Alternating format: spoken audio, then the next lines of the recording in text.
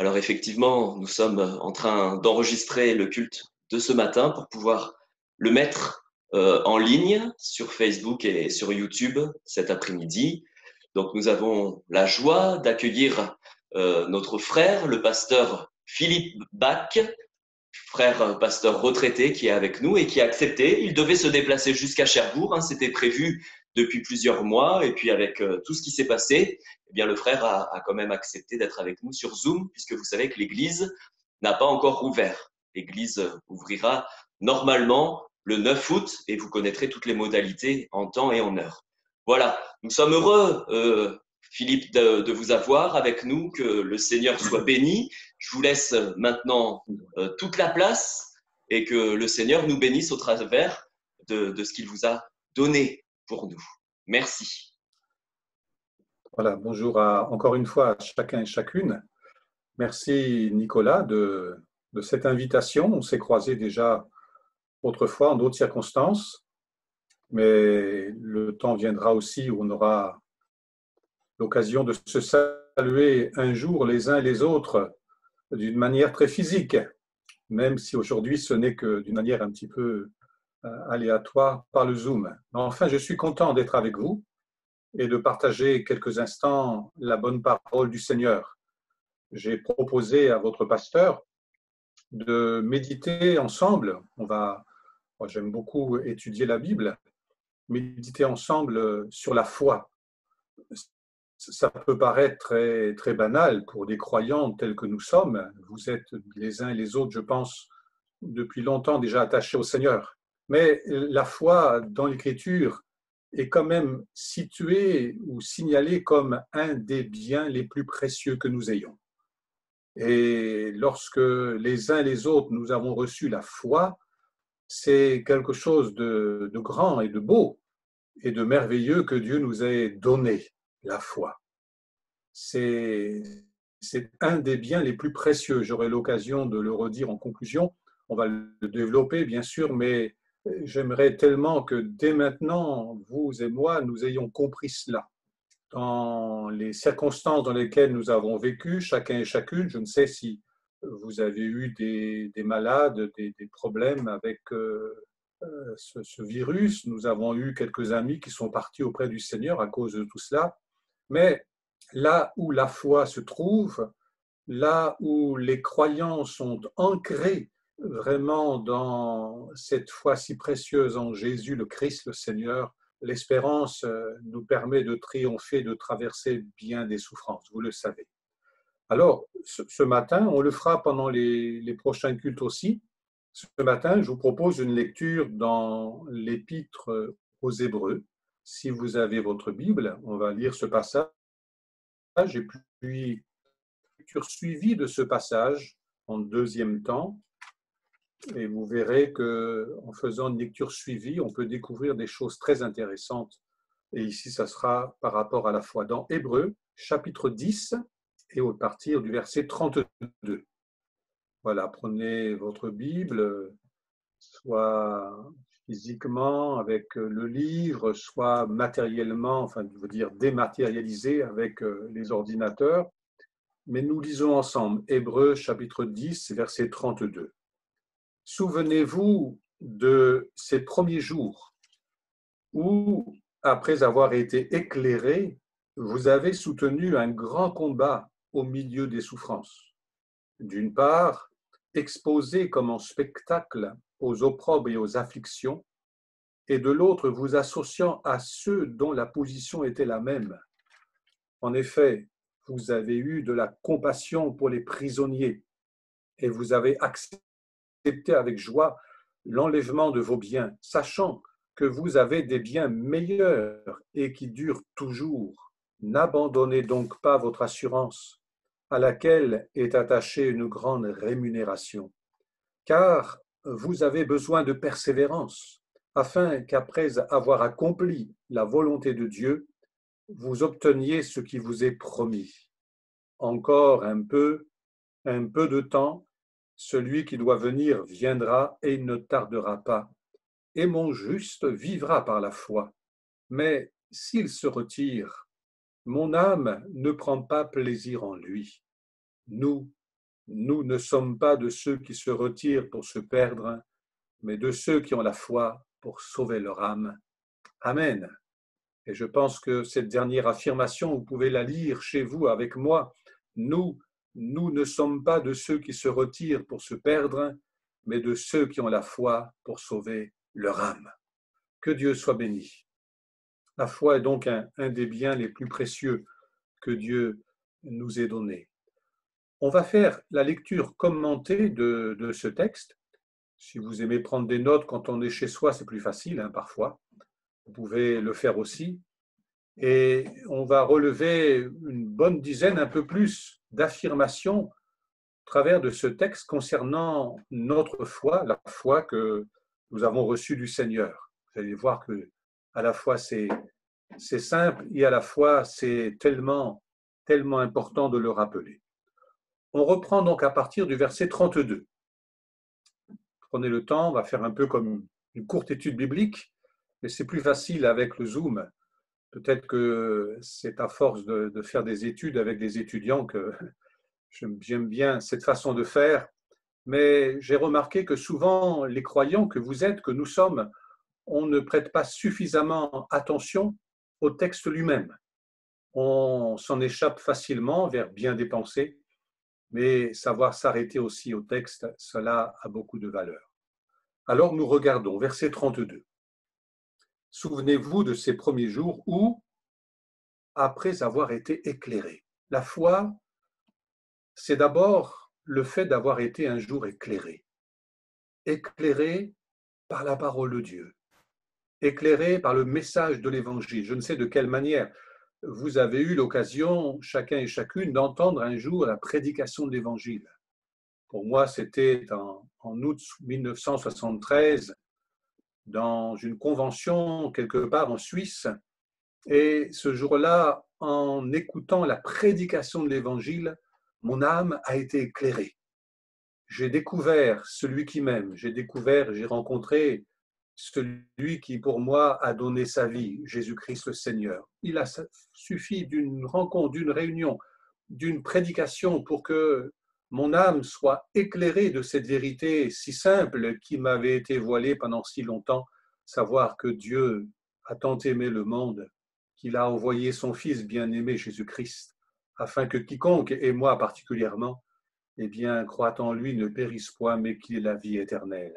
Et depuis la parole de Dieu, depuis l'Évangile, depuis l'action du Saint-Esprit sur mon cœur, n'ont cessé d'éclairer mon cœur et mon âme. Et bien aimé, c'est d'abord cela, la foi.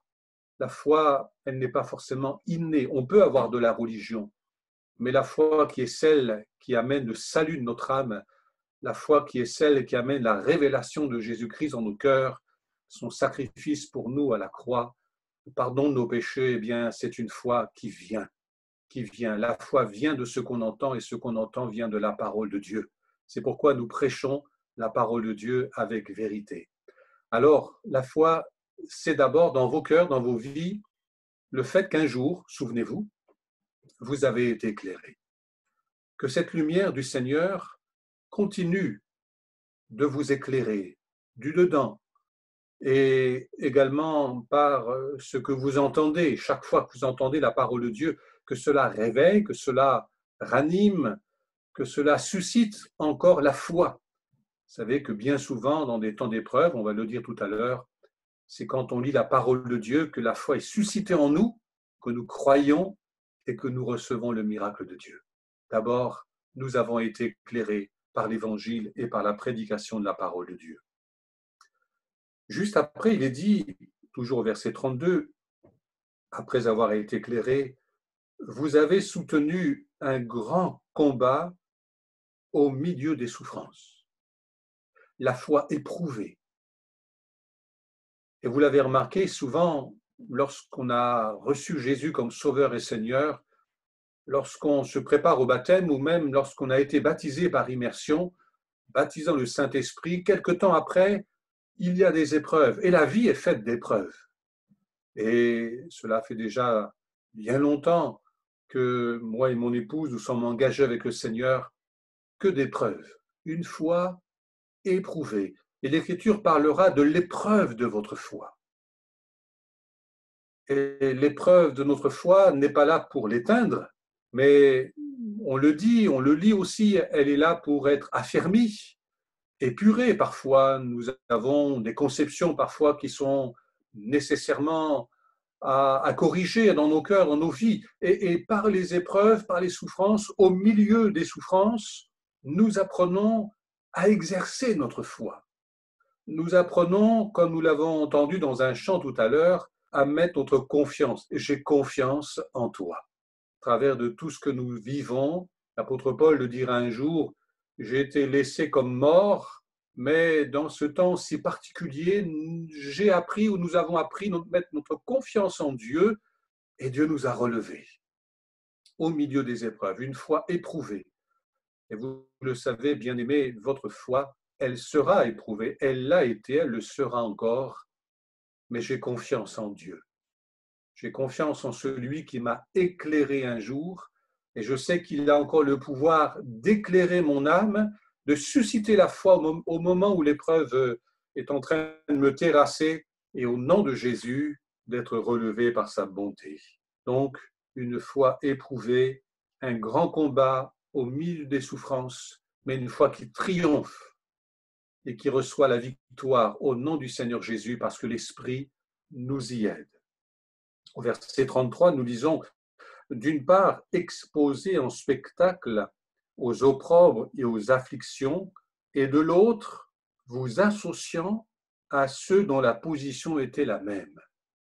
Troisième chose qu'on peut dire de la foi, c'est que la foi, elle est non pas isolée, elle ne s'isole pas des autres, même si aujourd'hui les circonstances ont fait que nous nous sommes trouvés isolés parfois les uns et les autres de la communion fraternelle.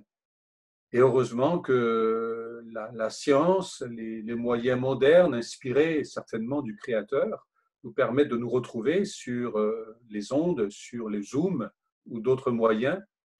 Mais la foi, elle fait que nous nous associons aux autres. Elle est une communion. Le mot peut être traduit par le mot communion. Elle est une communion avec les autres. Nous ne vivons pas seuls la foi, mais nous la partageons.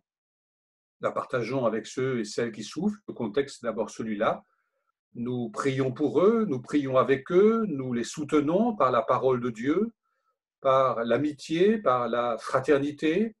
Mais cette association dans la foi, cette solidarité des uns avec les autres, nous la vivons parce que nous savons que la foi que nous avons reçue, elle est communicative et nous voulons qu'elle soit partagée avec les autres. L'apôtre Paul a écrit une épître, l'épître à Philémon, une toute petite lettre bien sympathique, et il écrit à son ami Philémon et il lui demande de partager le partage de sa foi à l'égard de son ami Onésime, qui entre-temps a découvert la foi aussi, a trouvé le salut, est devenu un chrétien, un frère en Christ. Et Paul dit à Philémon, je te demande que la foi qui est la tienne et la mienne, notre foi commune, nous permettent de nous associer pour accueillir cet homme. C'est vrai, il a fait de mauvaises choses, cet homme, mais puisqu'il est devenu un frère en Christ, ensemble, avec et dans la même foi, nous allons l'accueillir au nom du Seigneur Jésus. Et bien aimé, la foi, c'est aussi cette grâce, cette importante grâce de pouvoir nous associer les uns les autres. Si 2 ou 3 sont assemblés en mon nom, dira le Seigneur Jésus, et qu'ils demandent quelque chose dans la foi, qu'ils demandent une chose quelconque dans la foi, cela leur sera accordé. Donc, vous avez raison de participer à ces cultes par le Zoom et de ne pas rester simplement isolé chez vous dans votre foi, mais de la partager. Et bien sûr, on peut la partager encore bien différemment en témoignant de Jésus-Christ à nos amis, à nos voisins, à notre famille. Nous poursuivons au verset 34. En effet, vous avez eu de la compassion pour les prisonniers et vous avez accepté avec joie l'enlèvement de vos biens, sachant que vous avez des biens meilleurs et qui durent toujours. D'abord, vous avez eu de la compassion. L'Écriture dira de la foi que c'est une foi agissante par la charité, par l'amour. L'apôtre Paul écrit cela aux Galates. la foi agissante par l'amour. Vous avez eu de la compassion. Bien-aimés, que la foi que nous avons reçue de la part du Seigneur, éclairée par l'Écriture, éclairée par l'Évangile, nous inspire, nous conduise à agir d'une manière à bénir les autres. Tout à l'heure, à la fin des chants, c'était marqué « Soyez bénis ». Eh bien, la foi, elle entraîne le cœur à l'amour. Elle amène le cœur à aimer. Elle amène le cœur à regarder les autres et avoir de la compassion pour eux. Même mon ennemi, même celui avec lequel ou laquelle je ne suis pas forcément en bon terme, la foi, elle éveille en moi un sentiment. La foi, elle éveille en moi un sentiment, non pas un ressentiment, ça ne vient pas de la foi, mais un sentiment, celui d'aimer, celui de compatir, celui d'avoir de la sympathie, non pas de l'antipathie, mais de la sympathie vis-à-vis de celui ou de celle qui souffre. La foi sera toujours source d'inspiration de bonnes œuvres envers les autres et de la part du Seigneur. Que vous ayez une telle foi, inspiratrice d'une telle œuvre pour la gloire de Dieu. Quand il est dit que vous avez accepté avec joie l'enlèvement de vos biens, nous n'oublions pas que la foi, c'est aussi l'expression de la croix dans nos vies. Le Seigneur Jésus a dit, si quelqu'un veut me suivre, et on suit le Seigneur par la foi, bien sûr, mais qu'il renonce à lui-même. Qu'il renonce à lui-même. Il y a immanquablement des renoncements quand nous voulons vivre véritablement d'une foi éclairée par la parole de Dieu, éclairée par l'Évangile. Nous voulons aimer, nous voulons pardonner, nous voulons avoir de la compassion pour ceux qui souffrent, nous voulons même supporter ceux qui parfois sont difficiles à vivre, et cela demande la croix dans notre vie, cela demande du renoncement. La foi et le renoncement vont ensemble. Pour vivre et bien vivre la foi, il faut savoir renoncer bien souvent à nous-mêmes, en bien des circonstances, pour permettre à l'Évangile de rayonner et de permettre à d'autres d'être atteints malgré nous-mêmes et de recevoir ce salut qui est en Jésus-Christ. Mais s'il y a un renoncement, il y a un gain. Celui qui perdra sa vie, dit le Seigneur Jésus, la retrouvera, la gagnera en fait. Et il est dit, sachant que vous avez des biens meilleurs et qui durent toujours. Acceptons de perdre pour gagner ce qui est du ciel, une foi céleste. Nous avons une foi céleste. Nous n'avons pas la foi simplement, dira l'apôtre Paul, pour le temps présent et les circonstances de la vie du temps présent, mais nous avons une foi qui est attachée à une vocation céleste. Nous avons des biens meilleurs et préférables, et l'Épître aux Hébreux le dira de différentes manières, qui sont attachés à la personne de Jésus-Christ, qui est pour nous auprès du Père, là-haut dans la gloire. Il est parti nous préparer une place. Il a pour nous une cité céleste. Il y a pour nous un lieu merveilleux, une félicité éternelle. Et notre foi, elle est attachée à cette vision céleste. Nous ne croyons pas simplement pour le temps présent, et pour les secours du temps présent, béni soit Dieu, ils nous seront accordés, on va le rappeler tout à l'heure, mais notre foi, elle est attachée à cette lumière qui vient d'en haut, à cette vision céleste qui nous permet de contempler les choses éternelles et glorieuses et de pouvoir ainsi supporter pour un temps ici-bas le manque quand celui-ci arrive. Au verset 35, arrive le moment de l'exhortation de l'apôtre, « N'abandonnez donc pas votre assurance ». Le mot foi est associé aussi au mot assurance. Regardez au chapitre 11, verset 1er, juste un peu plus bas, il est dit « Or la foi est une ferme assurance des choses qu'on espère, une démonstration de celles qu'on ne voit pas ». C'est la définition par excellence de la foi. Alors, n'abandonnons pas cette assurance reçue de Dieu, scellée en nous par l'œuvre du Saint-Esprit, puisque l'Esprit est le garant des choses que nous avons donné la parole de Dieu, nous ont donné le Seigneur. C'est la garantie, le sceau de Dieu sur nos cœurs, nous donnant cette assurance que les choses promises, les choses révélées dans la foi qui a éclairé nos cœurs, elles sont vraies et elles sont certaines.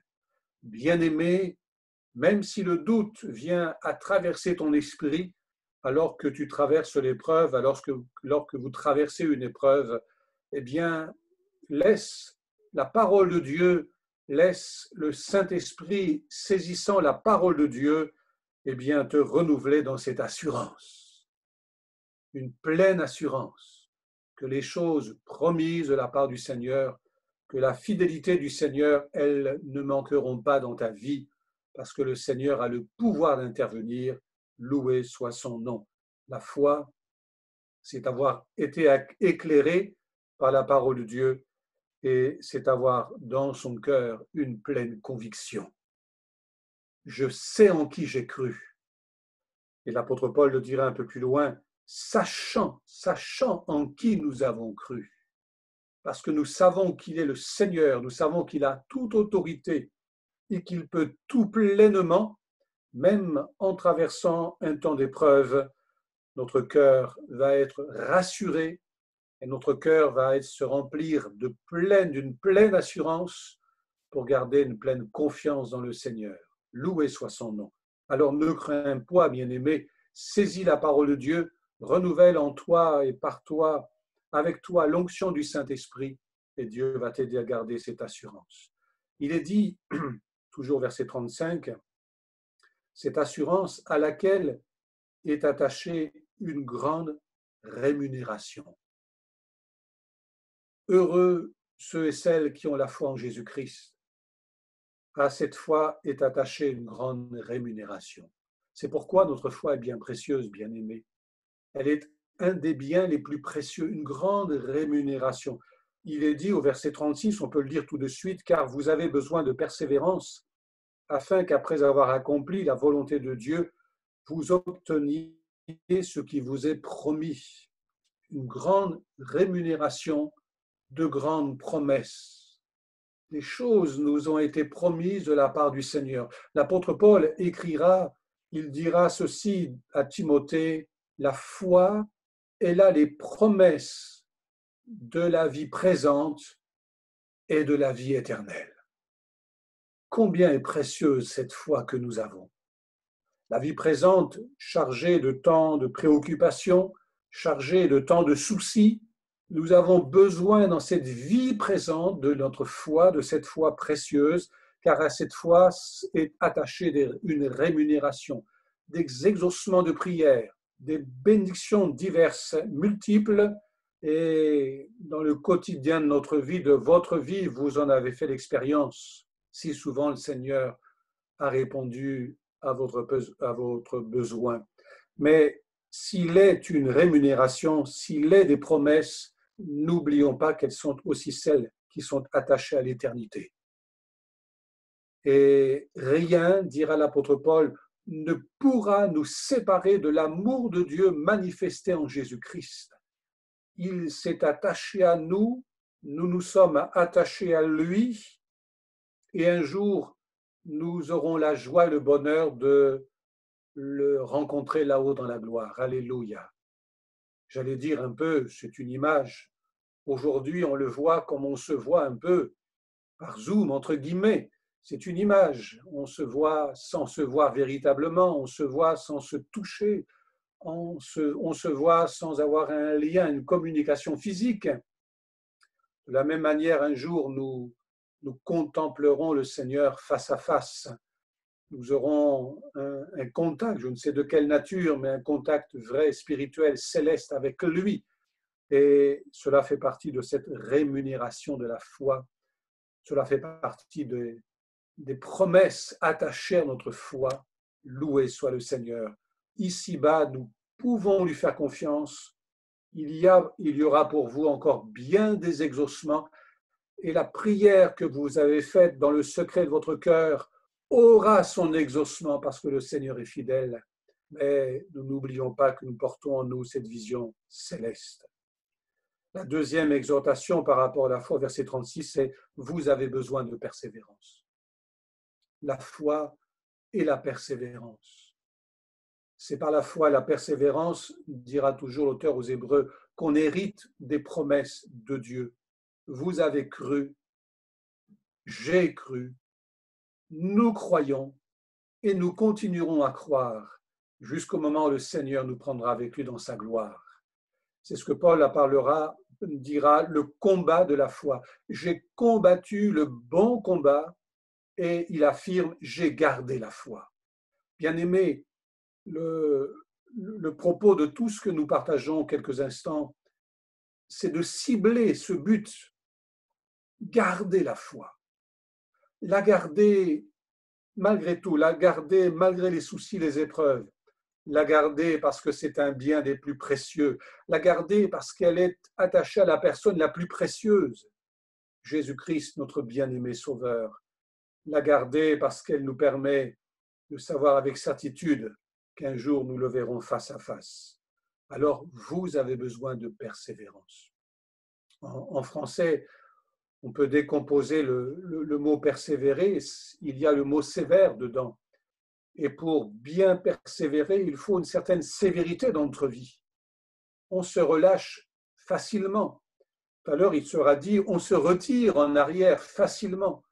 On s'arrête facilement. Parfois, un rien peut arrêter un chrétien dans sa marche chrétienne, dans son engagement chrétien. Oh, il suffit de peu de choses parfois.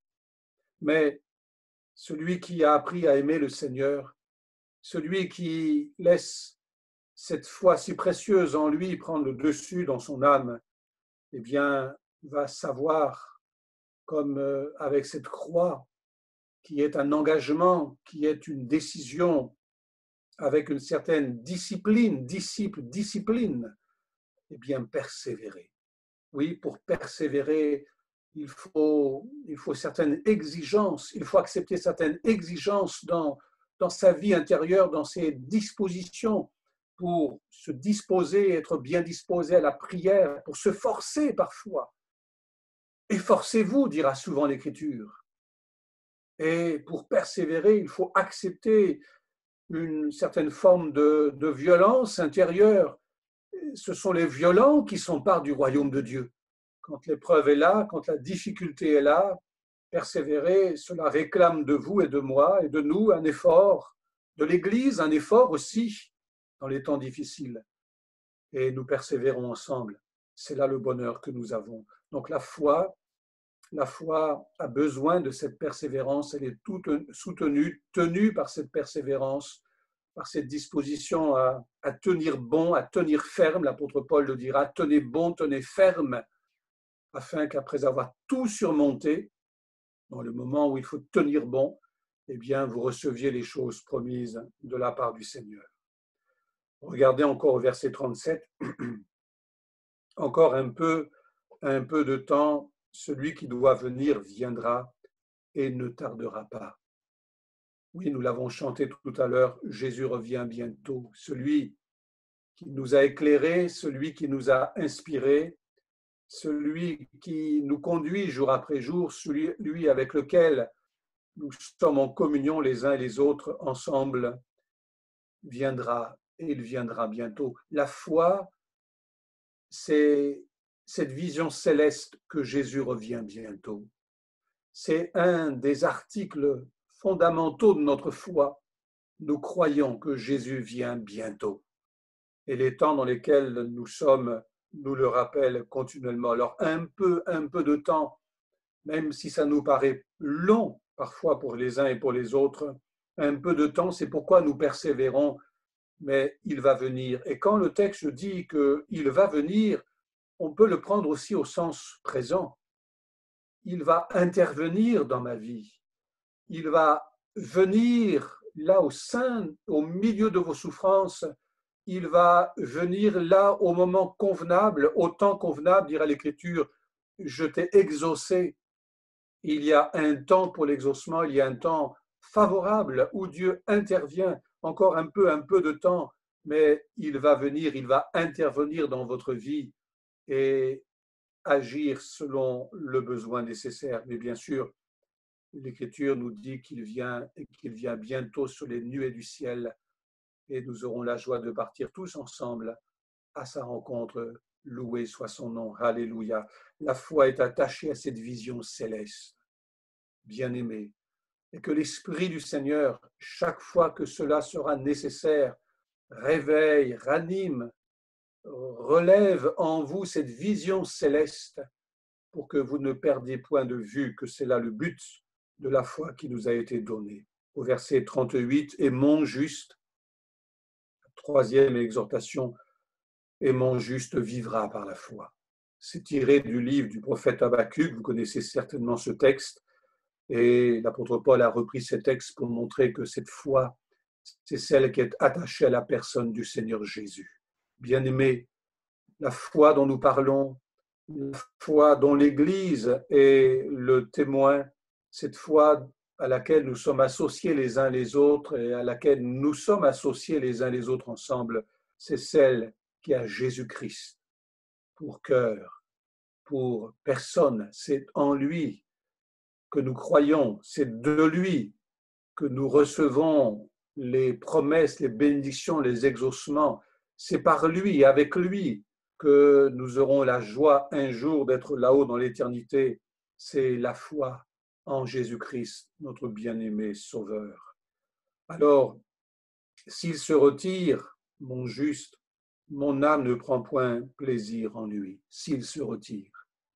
L'homme de Dieu est conscient que malgré toutes ces affirmations, nous avons été éclairés, nous avons reçu par la parole et le Saint-Esprit de l'assurance dans le cœur, une assurance comme un sceau, comme une garantie de la fidélité de celui qui nous a appelés à son salut. Mais l'homme de Dieu est conscient que certains ont fait naufrage par rapport à la foi. Les épreuves, les soucis du siècle, parfois l'éloignement, et que Dieu vous permette à Cherbourg que ce temps d'éloignement n'ait pas permis à quelqu'un de se retirer, mais qu'au contraire, ce soit l'occasion pour quelqu'un d'autre de revenir vers le Seigneur, d'avoir pris la mesure du besoin et de la foi et de la communion fraternelle.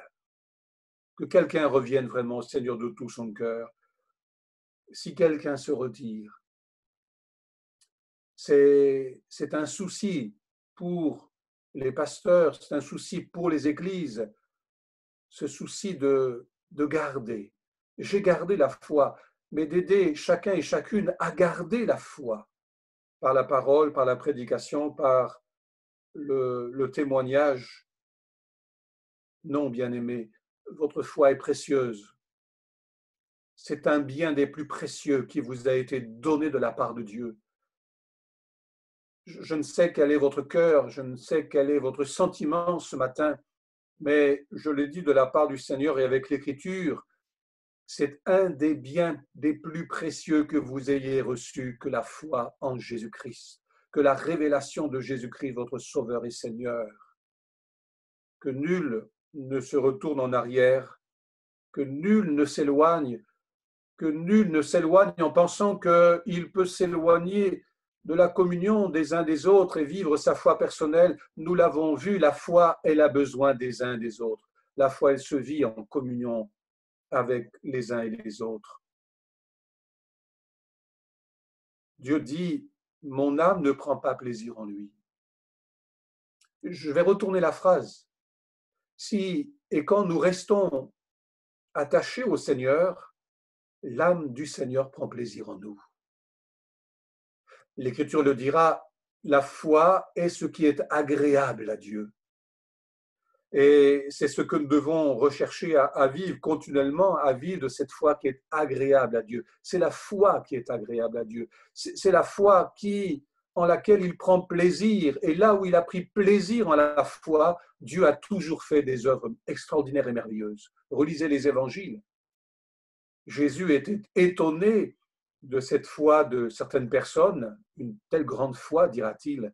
Et comme Dieu a pris plaisir dans la foi agréable à ses yeux de ces uns et de ces autres, eh bien, il a béni. il a fait des œuvres merveilleuses. Alors, oui, Dieu prend plaisir à la foi qui est la vôtre. Dieu prend plaisir dans l'exercice de votre foi. Il y est attentif, il la voit, il la connaît, et il y a une belle et grande rémunération de cette foi qui est la vôtre quand Dieu prend plaisir en elle. Loué soit le Seigneur. Il prend plaisir à l'exercice de la foi qui est la vôtre. Quand vous le priez, quand vous l'invoquez, quand vous le louez, quand vous le bénissez, quand vous bénissez les autres, les vôtres, au nom de Jésus-Christ, Dieu, l'âme de Dieu, c'est étonnant même cette expression, l'âme de Dieu prend plaisir. C'est pour montrer vraiment son cœur. Il en prend plaisir et il prend plaisir à vous bénir. Et enfin, verset 39, nous ne sommes pas de ceux qui se retirent pour se perdre, mais de ceux qui ont la foi pour sauver leur âme. Le mot foi n'a pas été mentionné, sinon ici à la fin, dans les 2 derniers versets, mais vous avez remarqué qu'en faisant une lecture suivie de ce texte, la foi est omniprésente. Je répète, la foi éclairée, celle qui a éclairé notre âme, la foi éprouvée, mais qui reçoit le secours de Dieu, la foi partagée, et nous la partageons ensemble ce matin, la foi agissante, qui nous inspire par l'amour une action et des œuvres justes envers les autres, cette foi qui nous remplit d'assurance et de conviction, même quand tout semble bousculer au milieu de nous, cette foi à laquelle est attachée une rémunération, une belle grande récompense ici-bas et dans les lieux célestes. C'est une foi céleste. C'est la vision du ciel. C'est la vision du Seigneur Jésus-Christ. Une foi qui demande et appelle de nous et de vous la persévérance avec une certaine fermeté de cœur et d'engagement.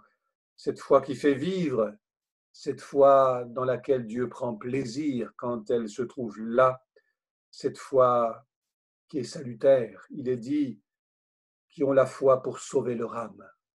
Le mot n'est pas directement le mot salut, sauver leur âme, c'est le mot la foi pour garder leur âme, pour conserver leur âme. Le but, la finalité de tout ce que nous venons de dire, de tout ce que Dieu dit concernant la foi, eh bien, c'est notre âme. Si l'âme de Dieu a pris du plaisir et prend du plaisir à notre foi, eh bien, son cœur, son désir, son plaisir, c'est de bénir notre âme, l'âme. Et la foi qui vous a été donnée, la foi que vous avez reçue les uns les autres, c'est une foi qui donne la vie à votre âme. Et votre âme a besoin de vie. Votre vie quotidienne, mais votre personne, votre vie intérieure, ce que vous êtes, la foi lui permet d'avoir cette vie céleste, cette vie d'en haut, cette vie spirituelle, cette vie remarquable qui vient de la part du Seigneur. Alors conservez, gardez la foi pour garder votre âme, afin qu'au jour où le Seigneur paraîtra sur les nuées du ciel, vous et moi, nous puissions vraiment partir avec lui dans la gloire. Voilà quelques pensées partagées avec ce texte. Vous pourrez le relire pour vous-même, y retrouver ces différents éléments. Mais encore une fois, bien-aimés, la foi, c'est votre bien le plus précieux. Nous étions loin de Dieu, nous étions parfois égarés dans notre religion. L'Évangile a rayonné, la lumière de Dieu est venue, les convictions profondes sont venues habiter nos cœurs, notre âme a reçu le pardon du péché, la vision de Jésus-Christ, la vision céleste de Jésus-Christ nous a été donnée, que c'est beau, que c'est merveilleux.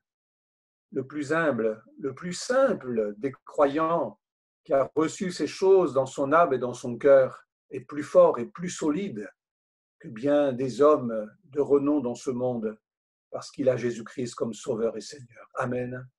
Bien-aimés, vous êtes riches de cette foi. Vous êtes armés de cette foi. vous vivez de cette foi et par cette foi. Bien-aimés, persévérez dans la foi. Bien-aimés, que rien ne vous ramène en arrière, ne vous amène à vous retirer, que rien ne vous amène à vous replier sur vous-même. Mais gardez cette foi si précieuse. Je le dis encore ce matin de la part du Seigneur par son esprit, c'est un des biens les plus précieux que vous ayez, la foi en Jésus-Christ. Nourrissez votre cœur, nourrissez cette foi que vous avez reçue en lisant la parole de Dieu. Dieu prendra plaisir en vous, Dieu prendra plaisir en votre âme. Il la bénira, il vous bénira et vous bénirez encore les autres. Que Dieu vous bénisse, Assemblée de Cherbourg, que Dieu bénisse votre pasteur et tous ceux qui travaillent auprès de vous, que le Seigneur bénisse votre ville, mes amitiés, et que Dieu vous fasse grâce. Je prie le Seigneur. Père Céleste, merci pour la parole qui ce matin vient affirmer d'une manière certaine, par l'Écriture et par l'Esprit, que la foi, c'est un des biens les plus précieux que tu nous aies donnés. Seigneur, ce matin, je prie pour celui qui est faible dans la foi, pour celui qui manque de foi ou qui dit manquer de foi. Je prie pour celui qui a la tentation de se retirer. Père, par Jésus-Christ de Nazareth et par ton bon esprit, viens éclairer encore ce cœur, viens l'éclairer d'une manière nouvelle pour que la flamme de la foi brille tout à nouveau. Alléluia. Merci Seigneur aussi d'aider ces croyants de ce temps, dans ce temps si particulier à persévérer. Donne à celui qui en a besoin de la fermeté, de savoir prendre des positions fermes, avoir des convictions entières, afin de tenir bon et d'être secouru au moment opportun. Et Seigneur, tu as dit que tu prends plaisir à ceux qui ont la foi. Alors je te loue de ce que tu prends plaisir en nous ce matin. À toi la gloire, à toi la louange, à toi tout l'honneur parce que tu en es digne. Bénis cette assemblée, bénis ces bien-aimés. Jésus, à toi la louange. Amen. Voilà, que le nom du Seigneur soit béni. Merci à notre frère, le pasteur Philippe Bach de Lorient, le pasteur retraité qui a accepté, je le rappelle, d'être avec nous pendant ces 3 semaines, ces 3 dimanches d'aujourd'hui, donc le 19 juillet, la semaine prochaine le 26 juillet et le dimanche encore d'après, le 2 août. Donc c'était la foi première partie, vous aurez la foi deuxième partie et puis la foi troisième partie. Que le Seigneur nous encourage, que le Seigneur nous fasse du bien, peu importe là où vous êtes, que Dieu vous bénisse. Celui qui s'attache à Jésus, il est béni de lui. Et nous nous attendons encore à sa grâce. Voilà, mes frères et mes sœurs de Cherbourg, c'est avec joie que vous recevrez dans la journée le message, le culte qui a été enregistré et nous espérons que ça vous a fait du bien. N'hésitez pas à partager, n'hésitez pas à partager ce culte, mais aussi la chaîne YouTube de l'église donc de Cherbourg. Et puis, le Seigneur sait, par son esprit, qui doit entendre et jusqu'où ça va aller. En tout cas, que sa parole puisse pénétrer les cœurs. Soyez bénis au nom de Jésus.